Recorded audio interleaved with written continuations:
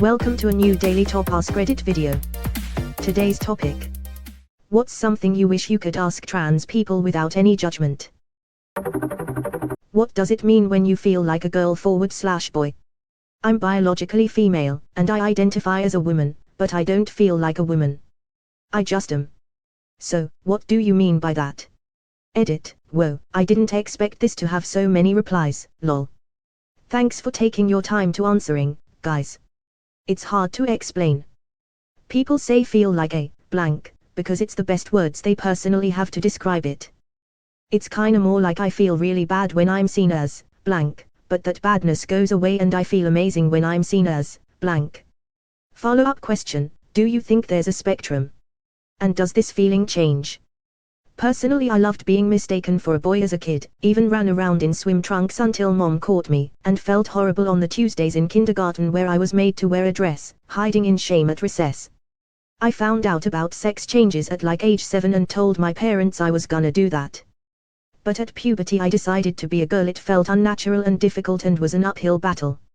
I think I'm on the trans spectrum, but weakly, and with an ability to shift. I'm old now, cis, comfortable as me, but still work at wearing the occasional skirt, and enjoy it when I do, still boyish, but not trans, anymore. Afraid to ask because I don't want to add fuel to transphobic bullshit about it being a phase or whatever. I don't think it was a phase for me, I think I have some fluidity or something. And clearly others have a different experience. For me, Mount F trans, it wasn't so much feeling like a girl. Honestly, I'm not ever really sure what that means either. I have no point of comparison. I just feel like me. What I do feel though, is very unhappy with certain parts and aspects of my body, and I just feel a whole lot better about myself presenting as female, just like, happier in general, more comfortable, etc. Honestly, I feel like the whole describing it as feeling like you are the opposite gender thing is a bit misleading. It's honestly one of the things that prevented me from recognizing that I was trans for a while. For quite a while, even though I felt like I wanted to be a girl if I could and would be happier as one, I just thought because I didn't feel like I was a girl that must mean I wasn't trans.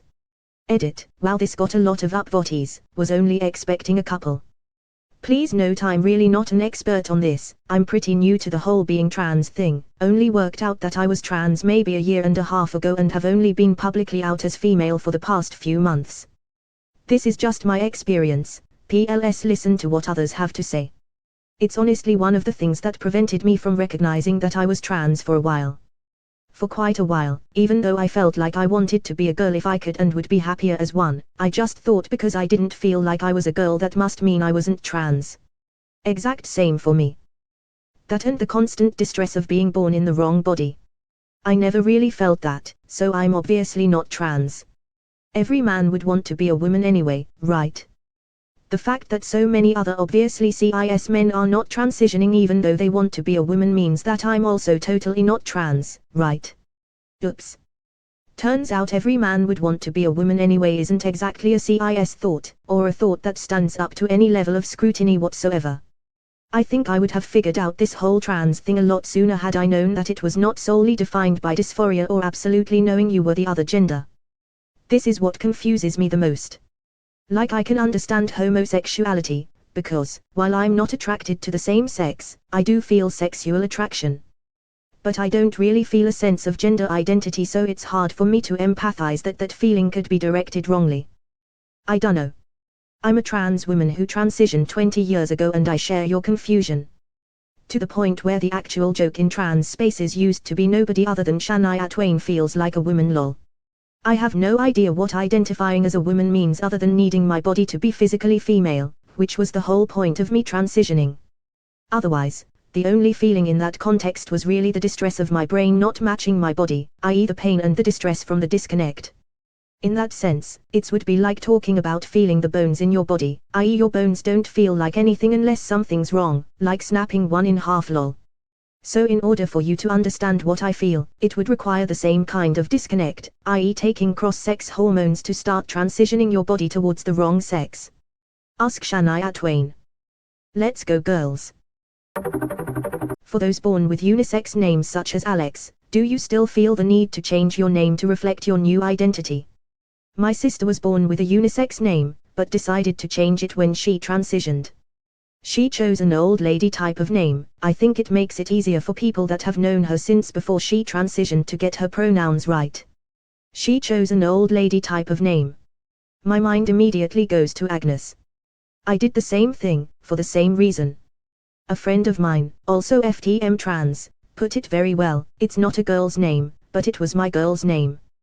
My dead aim was not unisex, but I've met people who had names like that but chose to change it. It's honestly just a preference thing. Some do and some don't.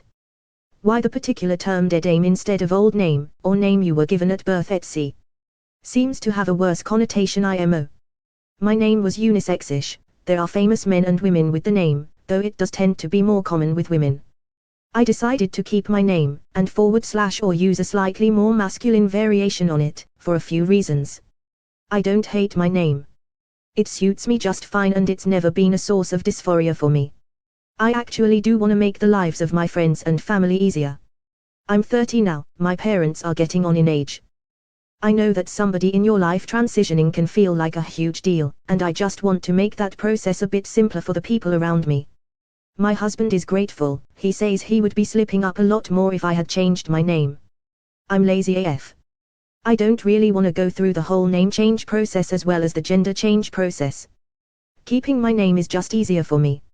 I have some questions since you have a partner. The logistics seem complex. Feel free to ignore them if they make you uncomfortable. How has transition gone for your partner? Was there turbulence? Does he feel like this affects his identity? How has the transition affected your sex life? Are you less comfortable? If you are planning on taking hormones or getting surgery to match your new designation, is that something he supports? Is there any part of you that is genuinely worried that it is just a phase? Yes. Most if not all trans folk wonder this at some point. This is why a lot of us are depressed. Yeah. That's why it took me over 10 years to accept it and begin my transition. Yep.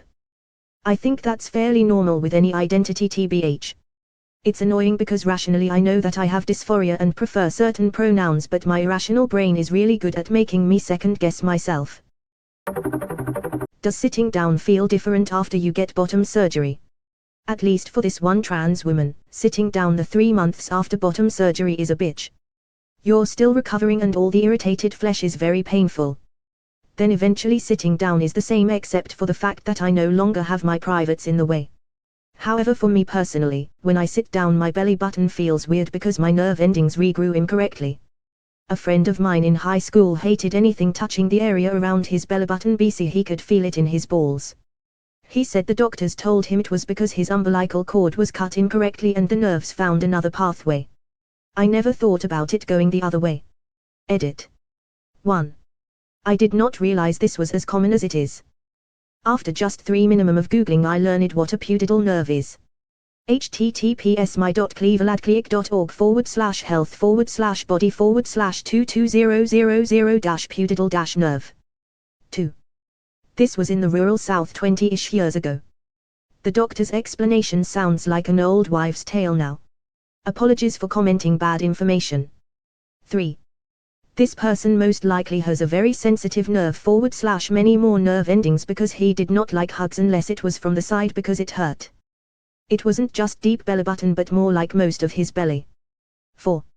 I do not get that feeling no matter how hard I try, so I'm apparently in the minority. 5. I do have some nerve damage due to a herniated disc in my lumbar spine, but I don't remember ever having that feeling before my injury.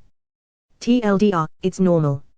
Over a year post-op, and it feels way more natural and easy.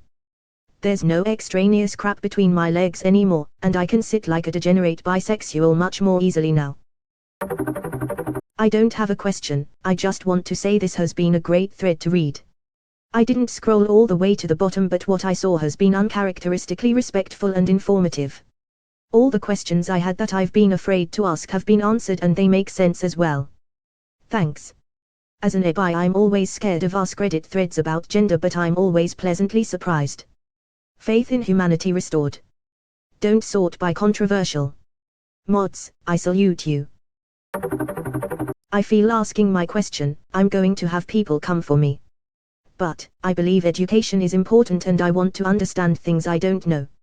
So, when a man transitions into a woman, I understand that they take hormone replacement therapy. That must be brutal BTW, yet I still see a lot of trans women with beards.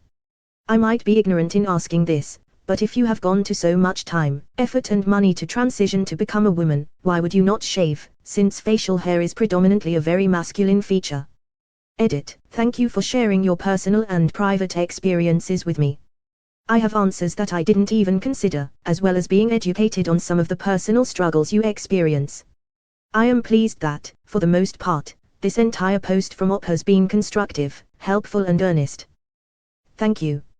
Facial hair removal can be a nightmare. HRT doesn't remove/reduce facial hair much if at all. Laser is expensive and can be ineffective, also isn't considered fully permanent.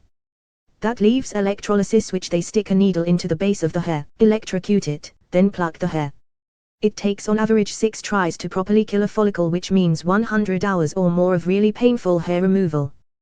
That being said, the actual numbers of trans with visible beards are really low. It's just that you notice the ones with visible beards a whole lot more. Edit, because it's always the same comments. Yes, people can shave. It's also an absolute bitch when you're trying to make it so there's not even the slightest beard shadow. For some of us, it meant shaving twice a day and a heavy layer of concealer and foundation. Decent razors aren't cheap either. Alternatively, some folks just don't give a shit. Maybe they don't care about their perceived gender, or want to buck gender norms, or think beards look hot on women. I don't know the reasoning for everyone. But yeah, shaving sucks ass too. Edit #2, yep, safety razors are way cheaper for a hell of a good shave, if you get used to them. I never got the hang of them and usually looked like I got mauled by a bear.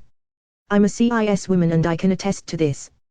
I had PCOS and basically ended up with a full beard because of the increased testosterone.